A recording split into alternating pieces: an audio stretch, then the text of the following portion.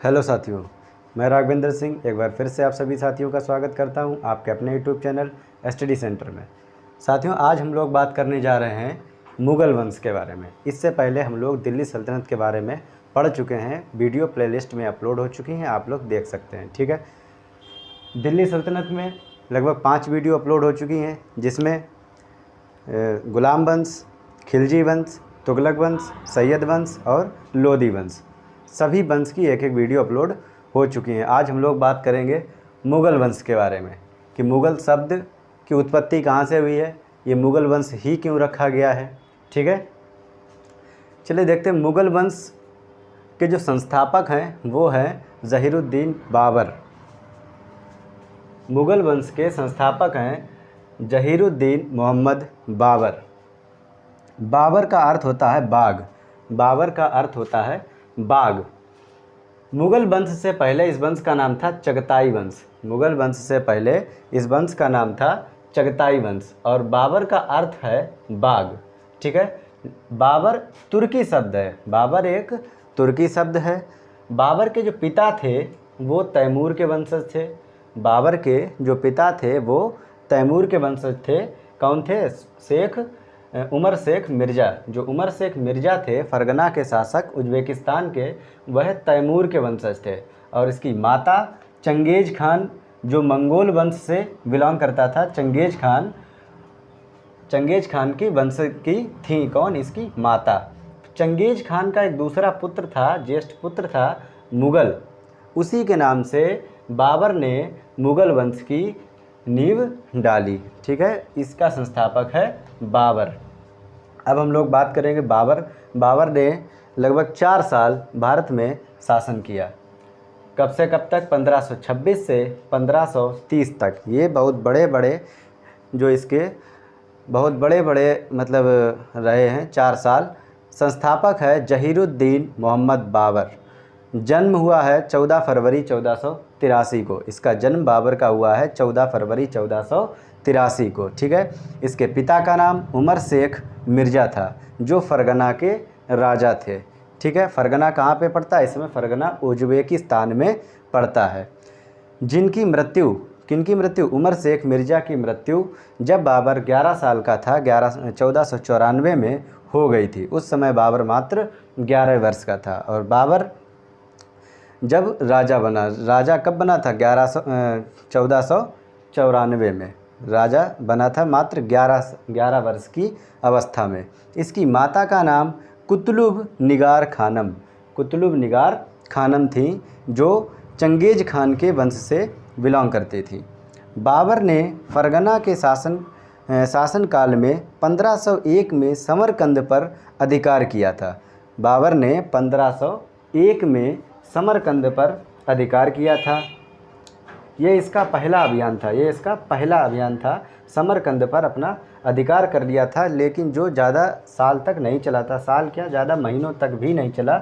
लगभग 8 माह तक ही कब्जे में रख पाया था। ठीक है, समरकंद को सिर्फ 8 महीने तक ही बाबर ने 1501 ईस्वी में अपने कब्जे में रख पाया था। इसके बाद बात करते हैं 1504 में।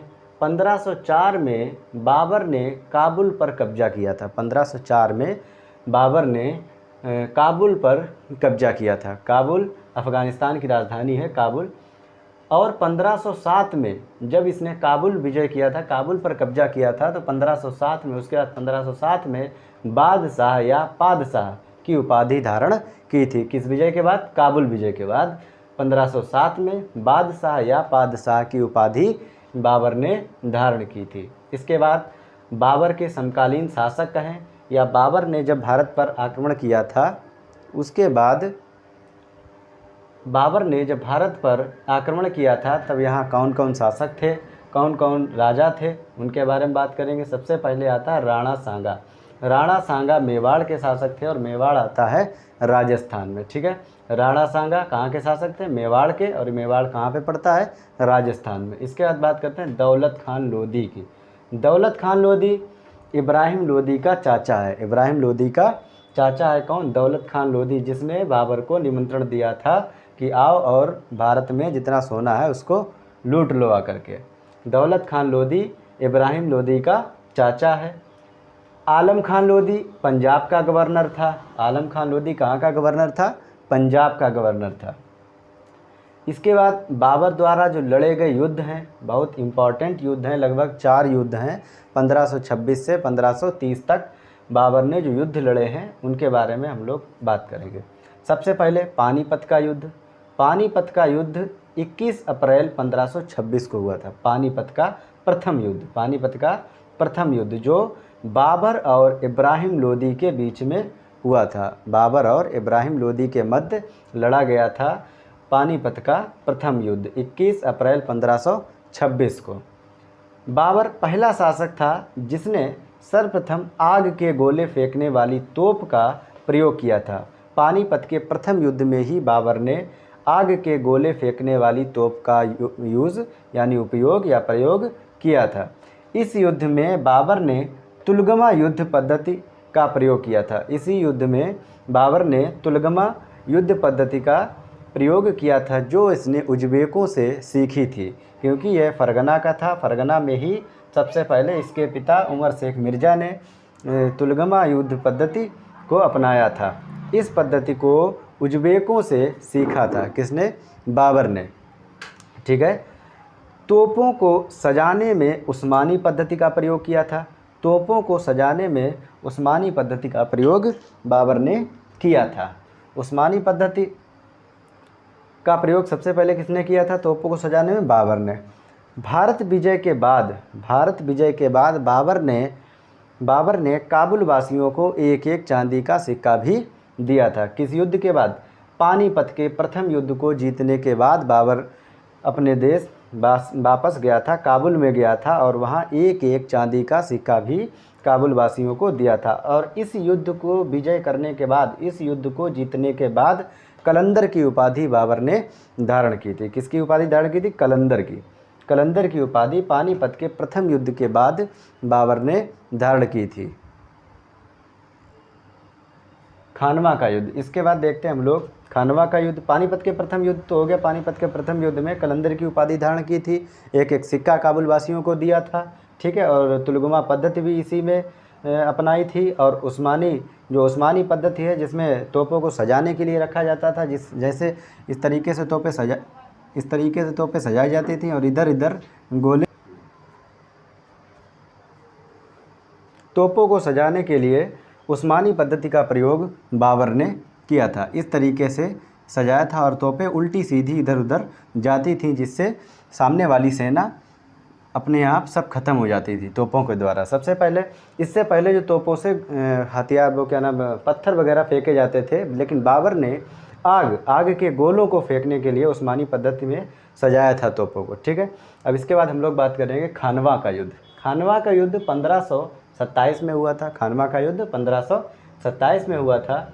बाबर ने मेवाड़ के शासक राणा सांगा, बाबर ने मेवाड़ के जो शासक थे, राजस्थान के मेवाड़ के शासक राणा सांगा को पराजित किया था। किस युद्ध में?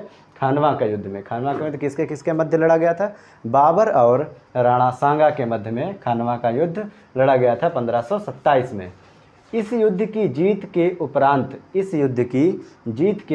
इस युद्ध को विजय करने के बाद बाबर ने गाजी की उपाधि धारण की थी। इस युद्ध की जीत के बाद यानी उपरांत बाबर ने गाजी की उपाधि धारण की थी। गाजी का अर्थ है जो गैर मुस्लिमों को मारने वाला होता है, यानी जो काफिरों को मारने वाला होता है उसको गाजी कहते हैं। चाहे वो हिंदू हो, चाहे वो सिख हो, चाहे वो ईसाई हो, चाहे वो पंजाबी हो, जो भी हो, गैर मुस्लिम हो, अगर वो गैर मुस्लिम को मारता है तो वो गाजी की उपाधि धारण करता है। ठीक है। गाजी का अर्थ है गैर मुस्लिमों को मारने वाला, चाहे हिंदू, चाहे सिख, चाहे ईसाई, चाहे पंजाबी, मतलब मुस्लिम ना हो। ठीक है।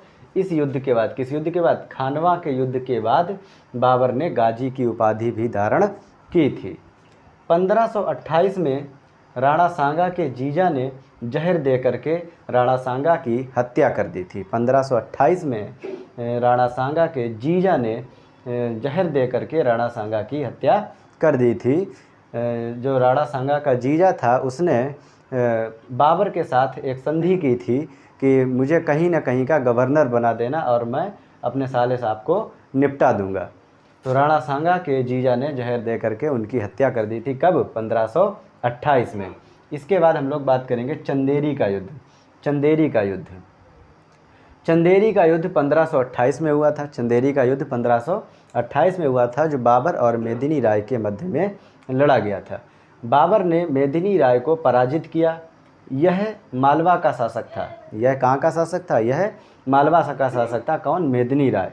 और 1528 में चंदेरी के युद्ध में बाबर ने मेदिनी राय को पराजित कर दिया। ठीक है। इसके बाद बात करते हैं घाघरा का युद्ध। घाघरा का युद्ध 1529 में लड़ा गया था। घाघरा का युद्ध, यह घाघरा पड़ता है बिहार में। यह बिहार और पश्चिम बंगाल की संयुक्त सेना महमूद लोदी के साथ थी, लेकिन बाबर की इतनी विशाल सेना थी कि महमूद लोदी को पराजित कर दिया था।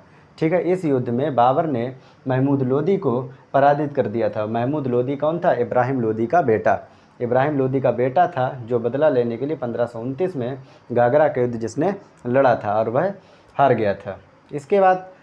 इसके पहले देखते 1518-19 में भेरा का युद्ध, भेरी और भेरा का युद्ध लड़ा गया था, जो बाबर ने यूसुफ जई जाति के विरुद्ध लड़ा था। उसमें भी बाबर विजयी हुआ था।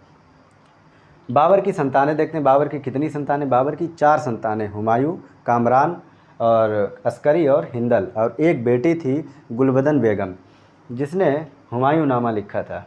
ठीक है। जिसने हुमायूं नामा को फ़ारसी में लिखा था गुलबदन बेगम ने। बाबर की संतानें, बाबर की 5 संतानें थी, हुमायूं, कामरान, अस्करी, हिंदल, और एक बेटी थी गुलबदन बेगम। ठीक है। ये हुमायूं की सौतेली बेटी थी, सौतेली बहन थी। गुलबदन बेगम ने हुमायूं नामा लिखा था फ़ारसी में हुमायूं नामा गुलबदन बेगम ने लिखा था। इसके बाद बाबर तुर्की भाषा का बहुत बड़ा विद्वान था। लगभग तुर्की भाषा में उसको पंडित कह सकते हैं, तुर्की भाषा का। बाबर ने तुजुक-ए-बाबरी और बाबरनामा को लिखा था। ठीक है। जिसका बाद में फ़ारसी में अनुवाद किया था अब्दुल रहीम खाने खाना ने। अब्दुल रहीम खाने खाना ने बाबरनामा का फ़ारसी में अनुवाद किया था। इससे पहले बाबर ने उनको तुर्की भाषा में तुजुक-ए-बाबरी और बाबरनामा को तुर्की भाषा में लिखा था। ठीक है। बाबर की मृत्यु होती है 26 दिसंबर 1530 ईस्वी में। आगरा में हुई थी इसकी मृत्यु। ठीक है। आगरा के आराम बाग में इसको दफनाया गया था। इसके बाद इसको काबुल में दफनाया गया था। मृत्यु 26 दिसंबर 1530 में हुई थी, आगरा में हुई थी। इसको 2 बार दफनाया गया था। एक बार आगरा के आराम बाग में, जिसको बाबर ने ही बनाया था, ज्यामिति पद्धति से बनाया था इसको बाबर ने, आगरा के आराम बाग को। और दूसरा काबुल में इसको दफनाया गया था। बाबर का मकबरा हुमायूं ने काबुल में बनवाया था। बाबर का सेनापति मीर बाकी था, जिसने अयोध्या में बाबरी मस्जिद का निर्माण करवाया था। बाबर का सेनापति था मीर बाकी, जिसने अयोध्या में बाबरी मस्जिद का निर्माण करवाया था, लेकिन वो अवैध थी। अभी थोड़े दिन पहले सुप्रीम कोर्ट ने उसको जांच में बता दिया कि वो अवैध थी। उसकी जगह पे भव्य राम मंदिर बन रहा है। ठीक है। अब हम इसको इरेज करते हैं, थोड़ी ट्रिक्स बताते हैं इसको याद करने की। जो 1526, 27, 28, 29 में जो युद्ध हुए हैं, उनकी एक छोटी सी ट्रिक देखते हैं। अगर वीडियो आप लोगों को अच्छा लगा हो तो उसे लाइक ज़रूर करें, उसको लाइक करें। जो भी साथी नए जुड़े हैं चैनल पर, वो उसको सब्सक्राइब करें, और सबसे ज़्यादा से ज़्यादा अपने साथियों में, अपने दोस्तों में वीडियो को शेयर किया करें।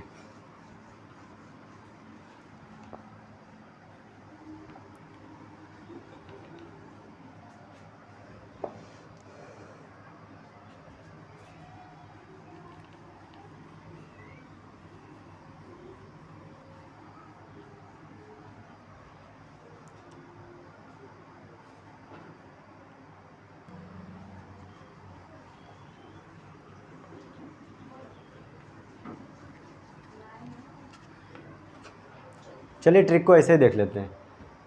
26 में ये एक ट्रिक है। 1526 में पानीपत का प्रथम युद्ध हुआ था, 1527 में खानवा का युद्ध हुआ था, और 1528 में चंदेरी का युद्ध हुआ था, 1529 में घाघरा का युद्ध हुआ था। इसमें एक ट्रिक देखते हैं कि 26 में बाबर ने 26 में पानी पिया, और 27 में खाना खाया, और 28 में वह चल दिया, और 29 में घर गया, और 1530 में मर गया। चलिए अब मिलते हैं नेक्स्ट वीडियो में। तब तक के लिए धन्यवाद।